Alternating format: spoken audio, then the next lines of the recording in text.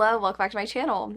In today's video, I'm going to be talking about the worst books that I read in 2023. Super excited to be doing this video, as I am every year that I do this video, because it just feels cathartic to talk about the shit that just didn't work out for me. I will say, putting this list together took a little more effort than it has in past years. I feel like because I read primarily romance in 2023, I didn't have quite as many misses as I have in the past, but the books on this list definitely sucked. I feel pretty good about the books that I'm going to share with you, and hopefully you can avoid reading these books in the future, in case you have similar tastes to me and you want to look out for yourself. Or hey, maybe some of these are your favorite books and you just are gonna have fun listening to me bitch about them. So let's get started. I have 6 books on this list. 6 is just a great number for me and I like to use it for most of my videos. First up, we have Dreams of a Dark Warrior by Kresley Cole. This is a book that I read for a video I did very early on in the year, where I read the nominees from the first Goodreads Choice Award in the category of romance. And let me tell you, it was a treat. It was a wild treat, and most of those books really didn't work out for me. I think romance has come a long way, but this is a paranormal romance in a rather long running series by Kresley Cole. I don't believe I've read the other books in the series, though I do believe I've read other books by Kresley Cole in the past. This one follows our main character Regan, who is like half Valkyrie or something like that. At the beginning of the book, I think she like gets her clan in trouble or something. I'm not entirely sure, but I do know that she ends up meeting up with this guy who is much older than her. I think she's definitely underage when she meets this man, and he's a full adult, and he's like, hey, you don't know this, but I'm actually your soulmate, and I won't get with you now because I respect you and your age, but once you're a full-grown lady, come back to me because I'm for you. And of course she does this because, like, why wouldn't you believe an old man who's telling you he's your soulmate, right? So she comes back many years later, teaches her the way of the sword and of the dick,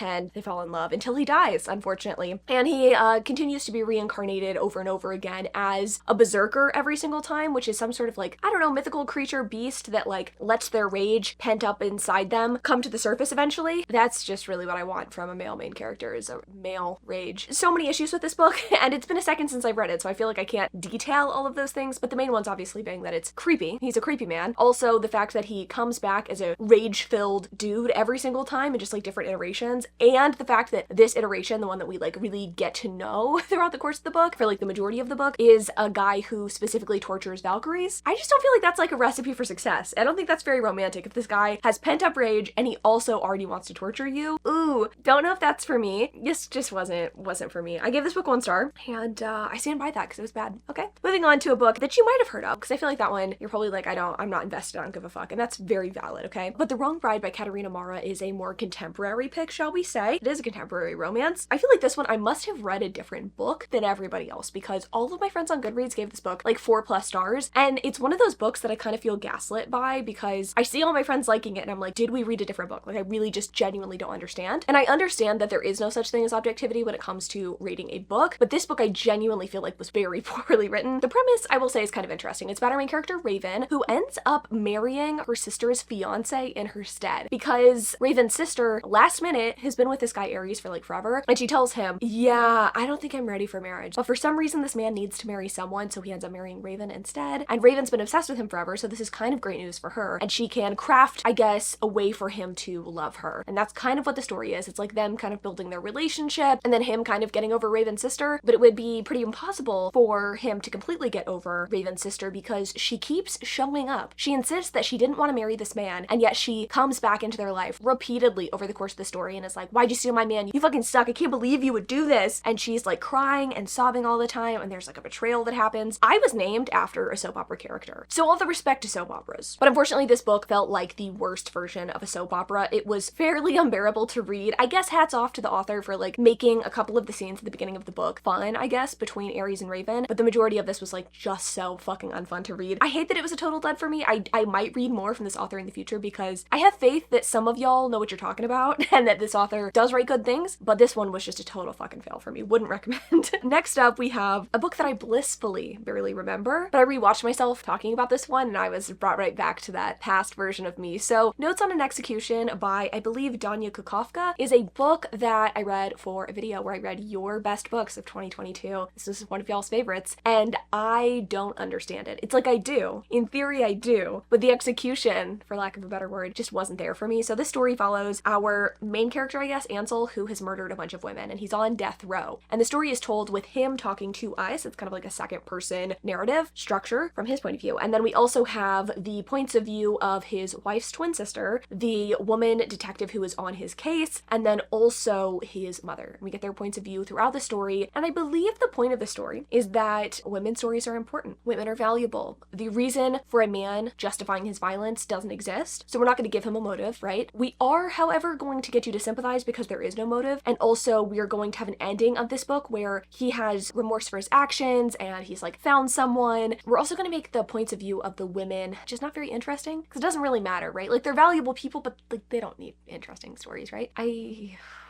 hated this. And it's interesting because I read a lot of reviews of this book after finishing because I felt like I was missing something, and I just feel like it's a difference of opinions. Like this really comes down to a difference of opinions. Some people think that the lack of motive, again, really shows that Ansel has no remorse, obviously, and that like there's never a justification for violence and whatever, like you can't sympathize if he doesn't have a motive. I didn't feel that way. I felt like the opposite. It's like the things that the author was trying to do, I don't think executed in the way that she was trying to get them to execute, I guess. I don't know. It's tough. I can see y'all in the comments getting mad. Those of you that really enjoyed this book, I get it. I genuinely get it, but I don't get it. You know what I mean? It's either gonna work for you or it isn't. I'm a very black and white thinker. It's the neurodivergence in me, but this was not for me. This is a 1-star read. Again, it's like initially I liked that idea of like not glorifying violence and not doing like a titillating sort of like mystery thriller take on this kind of story, but it failed for me. Deeply failed. 1 star. Moving on to The Perfect Marriage by, I don't know if it's Geneva Rose. This is a book that is supposed to be, I believe, a mystery thriller. I genuinely believe this is one of the hardest genres to write in because you have to both catch the reader off guard and you also have to not betray their trust by throwing in sort of like last minute attempts to solve the mystery, right? You want to lay the breadcrumbs, and then not piss your reader off at the end by like throwing all of those breadcrumbs out the fucking window. And I have to say that this book missed the mark. I think the breadcrumbs were definitely thrown the fuck out. It's a KU mystery thriller that really got a lot of buzz when it came out in 2020, and I successfully put off reading it because it didn't really appeal to me for a while, but then of course I get sucked in with these fucking list videos that I do here on the channel, so I read it and I didn't like it. So it follows Sarah, who is this successful, high-powered defense attorney, really good at her job, very successful, and she's married to this piece of shit, kind of, okay? Adam, I believe his name is this like aspiring writer who's not very good, and he's just like pitifully inadequate, and he just feels like he pales in comparison to a successful wife, which is true, that is true. But to kind of like bolster, I guess, his confidence, he sleeps with a townie in the town where he escapes to, I guess, to like write the next great American novel, but that's kind of a bummer because Kelly ends up dead in his bed. That's his mistress, by the way. Sarah, who's a defense attorney, is going to defend her own husband in court, even though he cheated on her, okay? And so it's like, this is sort of a compelling, interesting idea. I was very into it at first, and I was definitely drawn in, but it quickly started crumbling for 2 reasons. Number 1, Sarah is a defense attorney. She is defending Adam. Why then does she act as a police detective? Why is she allowed to go to the crime scene and like fuck around with it? Why is she allowed to, I guess, like come up with a list of suspects for the police and have them investigate things for her? It makes no fucking sense. That does not make sense at all. And I can totally overlook a lot of things in a mystery thriller. Like there's always going to be plot holes. There's going to be things that like don't make sense or could never happen in real life, but this was just, I couldn't suspend my disbelief. I'm so sorry. It wasn't going to happen. And then number 2, the author disrespected the reader in such a big way that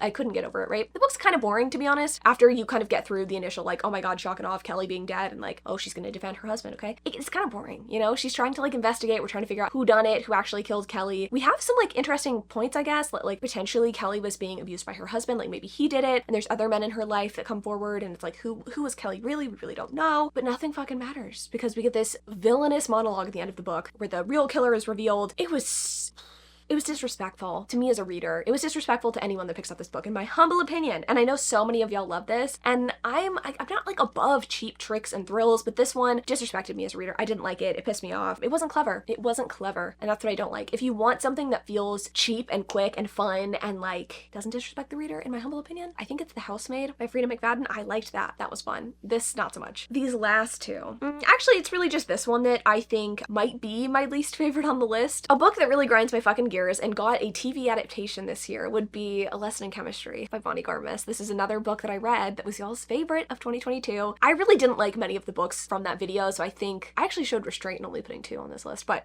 I hate this book and I hate what it stands for, and books like this are never going to be for me. I think if you've been here long enough, you realize that I am not a historical fiction girly. I really don't like seeing women suffer. It's not for me. That's why I read romance, okay? Because women don't typically suffer, and if they do, they get good dick at the end, so it doesn't really matter, okay? Or pussy, you know, don't discriminate. I feel like the sole purpose of this book being written was to be nominated for awards, and people could pat themselves in the back for reading a book about a woman written by a woman, okay? It's about a chemist who experiences horrible misogyny and abuse in the workplace, harassment, sexual assault, and eventually she finds herself kind of leaving her career in chemistry to go on a television show to support her daughter because she's a single mom. She's gonna go on a TV show and she is going to be a TV chef, I suppose, because apparently she's also really good at cooking in addition to being a really good chemist. And her show supposedly empowers women because it shows them the principles of science as she's cooking, and she says women can do anything and like rah-rah shit on the show, okay?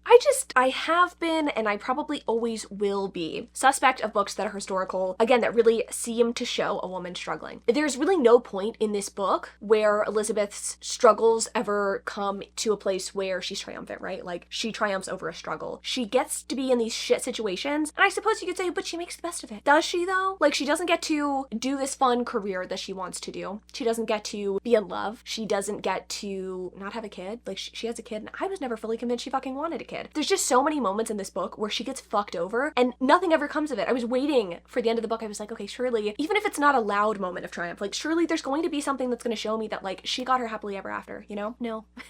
No. The ending of this book focuses on the father of Elizabeth's child and his parentage, his heritage. So what a fabulous fucking message, right? Like, you're gonna suffer. You're gonna impact women in, like, a fun way. You personally are going to suffer, though, and, like, not actually like your job, and not actually like being on television. You're gonna have to parent, which, like, you don't really want to do in the first place, and you're not gonna get to be a chemist, okay? And at the end of the book, at the end of your story, it's about the guy. It's not about you.